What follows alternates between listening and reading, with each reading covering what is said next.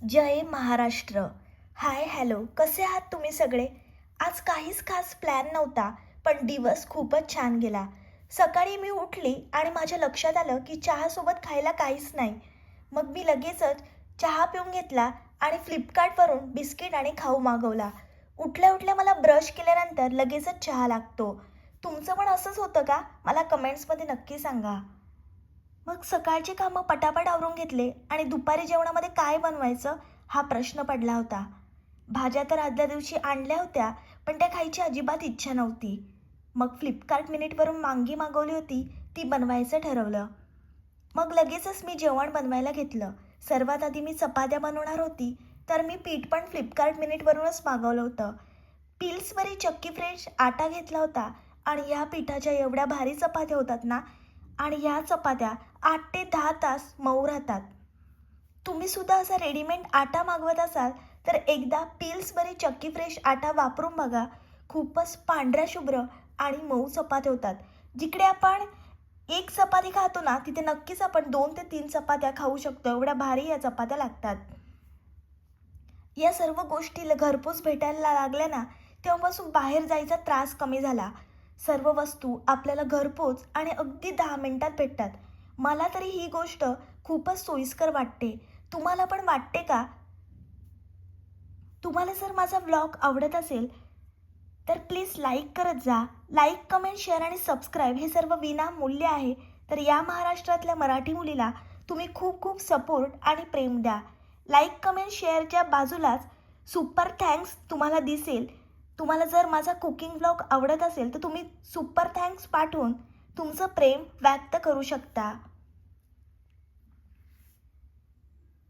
मस्त एवढ्या भारी चपात्या झाल्या होत्या ना, आणि अशा टम्म अशा चपात्या फुगत होत्या आणि चपात्याचा सुगंध तर एवढा घरभर दरवळत होता ना, तो पाहूनच मला भूक लागत होती. छान पटापट मी अशा गरमागरम चपात्या बनवून घेतल्या आणि लगेचच चपात्या पटकन झाल्यावर मी भाजी बनवायला घेतली. वांग्याचे तेच तेच प्रकार आणि वांग्याची साधी भाजी खाऊन खूपच कंटाळा आला होता. म्हणून मी झणझणीत वांगी मसाला बनवायचं ठरवलं आणि हा वांगी मसाला इतका भारी झाला होता ना, मटण खाल्ल्याचा फील आला. वांगी मसाला खाऊन घरातले सर्वजण खूपच हॅप्पी झाले होते. वांगी मसाल्यासाठी मी मस्त वांगी कापून पाण्यात ठेवली होती. सर्व वाटणाची तयारी केली होती. वाटणामध्ये मी कांदा, खडा मसाला, टोमॅटो हे सर्व घेतलं होतं. कढई छान गरम केली आणि त्याच्यामध्ये तेल टाकलं. तेल मस्त मी गरम केलं आणि त्याच्यामध्ये कांदा टाकला.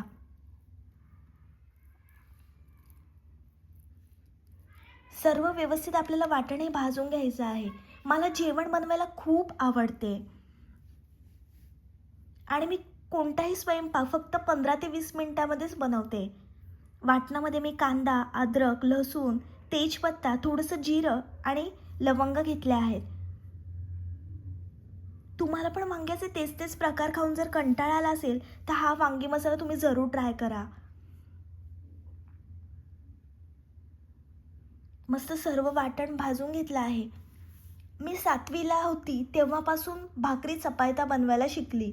मला जेवण बनवायची प्रचंड आवड होती आणि जेव्हा पण आई जेवण बनवायची ना, मी आई कशी जेवण बनवते हे बघत बसायची. तेव्हापासूनच माझ्या मनात जेवण बनवायची इच्छा निर्माण झाली होती. भाजी बनवता बनवता मी एकीकडे वरण-भात ठेवला होता. आमच्या घरात रोज वरण-भात लागतोच. जेवणामध्ये कितीही पंचपक्वान्य असू द्या, थोडा तरी वरण-भात लागतोच. म्हणून मी भाजी बनवता बनवता एकीकडे वरण-भात ठेवला होता. आणि वरण-भात खाल्ल्याशिवाय आमच्या घरातल्यांचं पोटच भरत नाही. मस्त वाटण एकीकडे भाजत ठेवलं आणि वाटणाचा सुगंध एवढा भारी सुटला होता ना,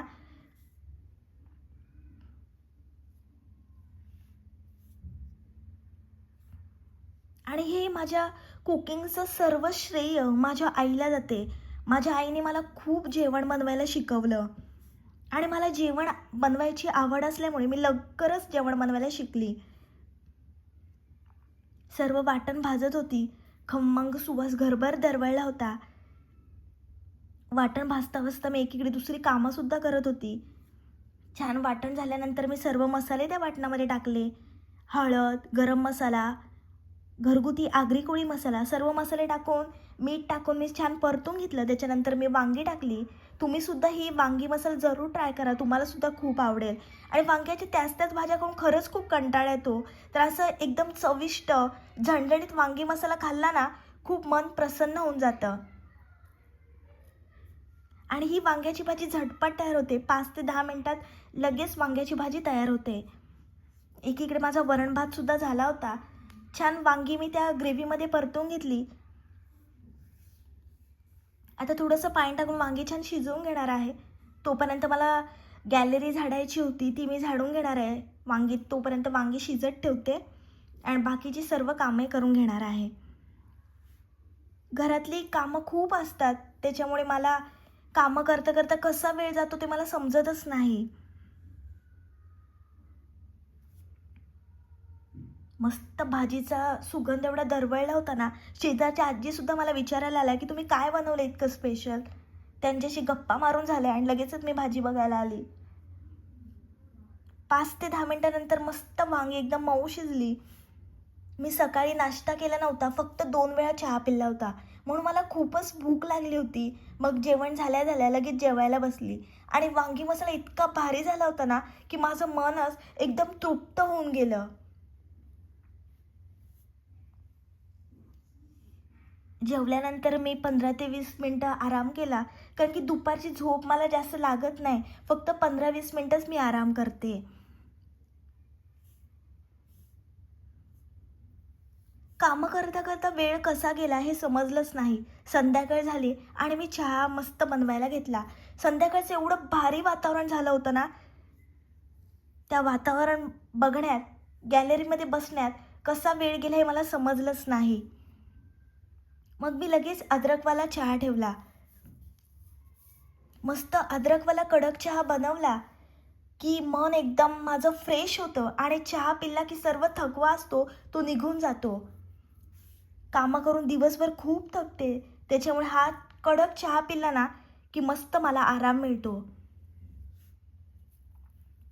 आणि जेवढा पण थकवा आलेला असतो ना, तो सगळा निघून जातो. सुंदर संध्याकाळच्या वातावरण, चहा पिण्याची मजा काही वेगळीच असते. असा होता माझा आजचा दिवस. इकडे मी काहीही देखावा करत नाही, फक्त माझं खरं आयुष्य दाखवते. तुम्हाला जर माझा कुकिंग व्लॉग आवडला असेल तर चॅनलला सबस्क्राईब करायला विसरू नका. भेटूया पुढच्या कुकिंग व्लॉगमध्ये. तोपर्यंत बाय बाय.